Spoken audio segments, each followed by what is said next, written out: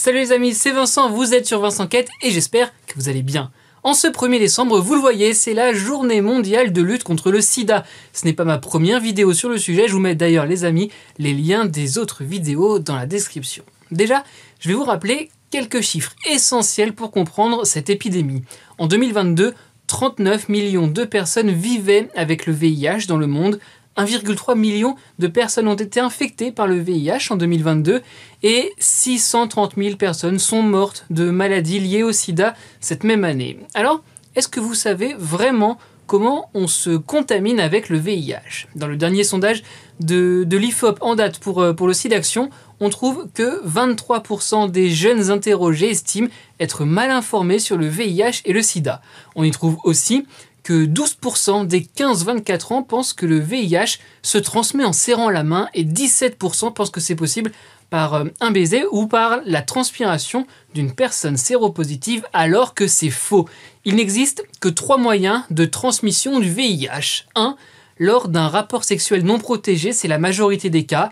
2. Par un échange de sang. 3. De la mère à l'enfant lors de la grossesse, l'accouchement ou l'allaitement. Aujourd'hui, on n'en guérit pas. Il existe des traitements pour vivre avec le VIH. En 2022, 76% de toutes les personnes vivant avec le VIH avaient accès à un traitement. Dans le monde, en 40 ans, il y a eu 3 cas de guérison du VIH. 3 cas seulement sur les 85 millions de personnes infectées. Je vais vous donner un autre chiffre, les amis.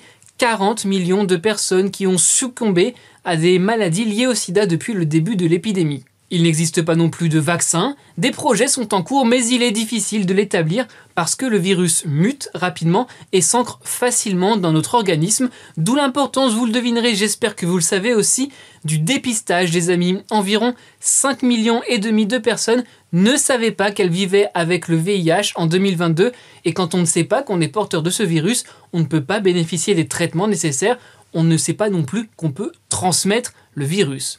En dehors du dépistage, il faut aussi évidemment se protéger. On ne le répétera jamais assez, vous l'avez souvent entendu mais vaut mieux le répéter.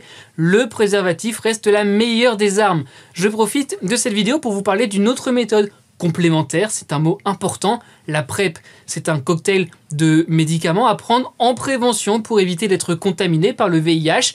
C'est prescrit par un médecin et c'est pris en charge par la sécurité sociale. Allez, une dernière info que l'on résume en une équation I égale I, indétectable égale intransmissible, ce qui veut dire que quand le VIH n'est pas détectable dans le sang, il ne peut pas être transmis. Merci les amis d'avoir regardé, j'espère que vous en savez plus. Si vous avez aimé cette vidéo ou appris des choses, likez, partagez et abonnez-vous à ma chaîne. On se retrouve aussi sur Insta, TikTok et Twitter. N'oubliez pas, soyez heureux, restez curieux.